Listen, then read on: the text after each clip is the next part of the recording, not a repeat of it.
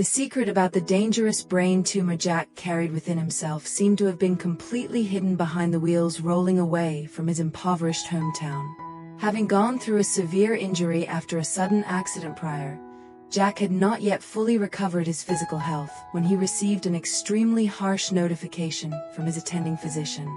Scan results revealed a malignant tumor growing very rapidly inside his head that needed to be surgically removed as soon as possible to save his life.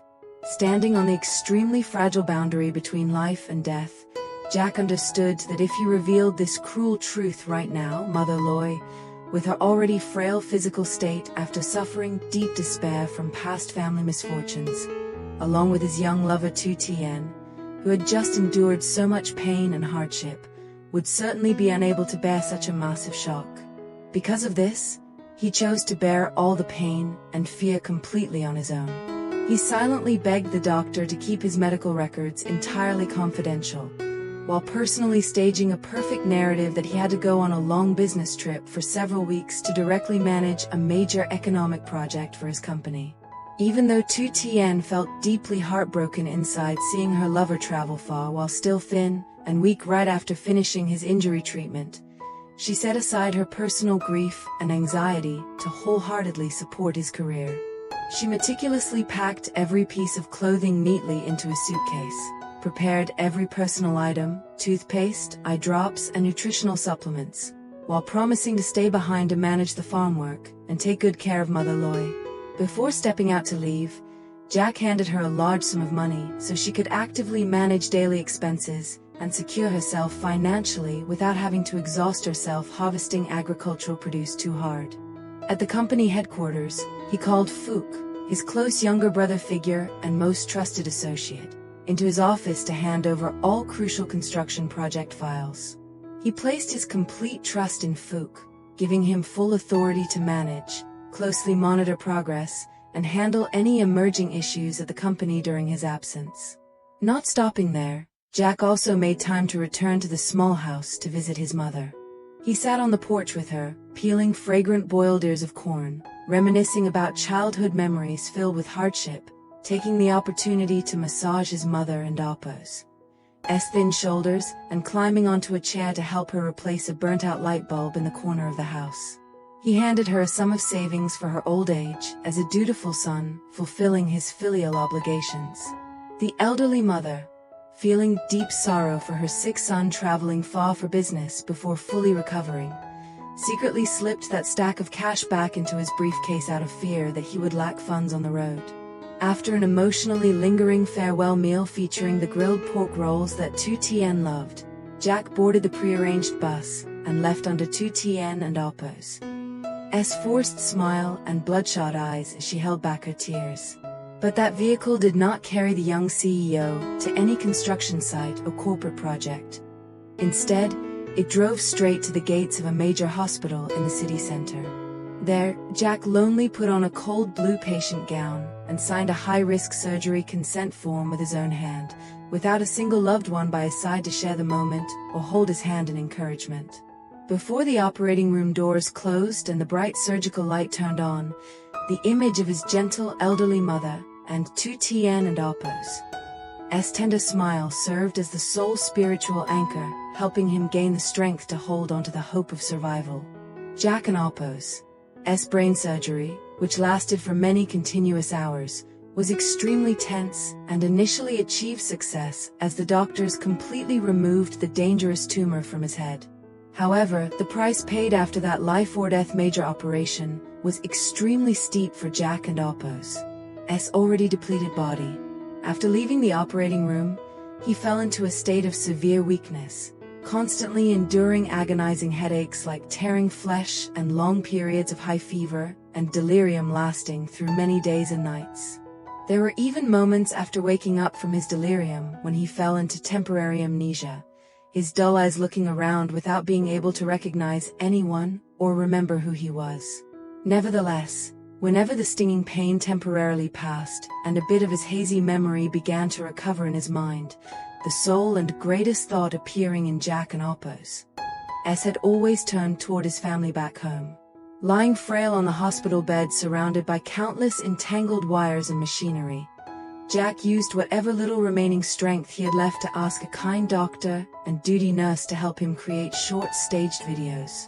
He tried forcing himself to sit up, asking the nurse to help wrap a thick coat over him to hide his patient clothes and his white bandaged head, then gave a forced smile toward the phone camera to record short video clips to send back home.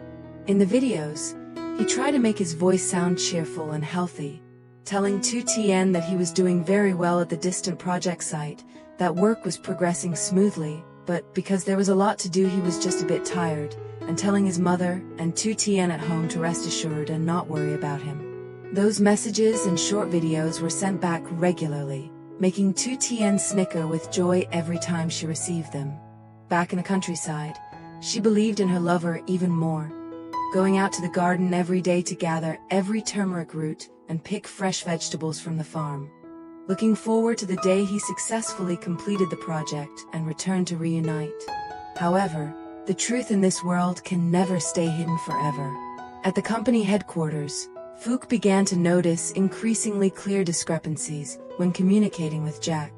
When a representative from a major project partner called the company directly to discuss business, Fook was shocked and appalled to learn that Jack had never once appeared at the construction site location or met with the partner as he had instructed before leaving. Deeply worried about the safety and health of his close brother figure, Fook began secretly investigating clues and was ultimately shocked to discover Jack and Appo's name on the list of brain surgery patients at the major city hospital. Unable to keep hiding a matter of such monumental importance involving a human life, Fook immediately drove back to the countryside to find Tien and break the entire truth. At the same time at Mother Loy and Appo's house, while she was carefully cleaning her son and Appo's bedroom, she accidentally found the stack of cash she had secretly slipped into Jack and Appo's briefcase on the day he prepared to board the vehicle. The stack of cash remained completely untouched in the corner of the closet, but what truly caused her limbs to give out was a follow-up appointment slip along with a prescription for dangerous brain tumor treatment that Jack had accidentally dropped before leaving. Mother Loy was so shocked that her whole body trembled, tears and sorrow poured out, and she could not stand firm on her own feet. Just as Tien and Fook rushed frantically into the house to find his mother, Mother Loy and Appo's phone on the table suddenly rang with urgent and rapid calls from the city hospital. On the other end of the line was the extremely urgent and serious voice of the attending physician announcing that patient Jack had just encountered an unexpected surgical complication. His body was severely weakened, his heart rate had dropped significantly, and he had fallen into an extremely critical condition, requesting the family to be present at the hospital immediately that very night. The prescription paper in Mother Loy and Appo's hand dropped to the floor. Tien stood frozen in place, her entire body paralyzed, and her tears burst out in ultimate shock and agonizing pain. All the doubts, suspicions, and confusion that had lingered in her heart over past days exploded into a brutally cruel truth. Jack and Appo's long business trip for a major project was actually a noble lie, so he could enter a single-handed, life-or-death surgical battle alone. Without a moment of hesitation, Mother Loy and Tien immediately caught a night bus with Fook and rushed straight to the city hospital in sheer despair and tearful sorrow. Looking through the thick glass door of the special intensive care unit, seeing Jack lying there thin and small on the hospital bed, his head wrapped tightly in pure white gauze alongside countless wires connected to heart monitors, continuously emitting cold, ruthless beeping sounds, Mother Loy collapsed right onto Tien and Appo's chest, sobbing uncontrollably time after time. Tien pressed her bare, trembling hand against the cold glass, her heart feeling as though someone were slicing it in half as she fully comprehended the meaning behind her lover and Appo's noble lie. She realized he had borne all the flesh-tearing pain alone, facing the Reaper and Appo's scythe simply because he did not want her and his mother to worry or live in fear. Thanks to the timely intervention of the leading medical team along with Mother Loy and Tien staying by his side, without leaving a single step for many continuous days and nights, Jack and Appo's critical condition was gradually brought under control. Both Mother Loy and Tien took turns tightly holding his cold hand, continuously whispering the most sincere words of love into his ear, recalling beautiful family memories to give him added strength and motivation to fight and reclaim his life from the hands of death. As if sensing the boundless love and anxious longing of his mother and lover surrounding him, Jack and Alpo's finger on the hospital bed twitched slightly. After a long series of comatose days, lying on the boundary between life and death, thought to be inescapable, Jack slowly opened his eyes and woke up. The first image blurring in his tired, haggard eyes was not the cold hospital ceiling or the cruel operating light, but Mother Loy and Alpo's face, hollowed out from staying awake for many consecutive nights, alongside warm tears rolling down Tien and Alpo's pillow. Jack wheezed out calls to his mother and Tien in a weak voice, then sorrowfully offered an apology to everyone for concealing his illness.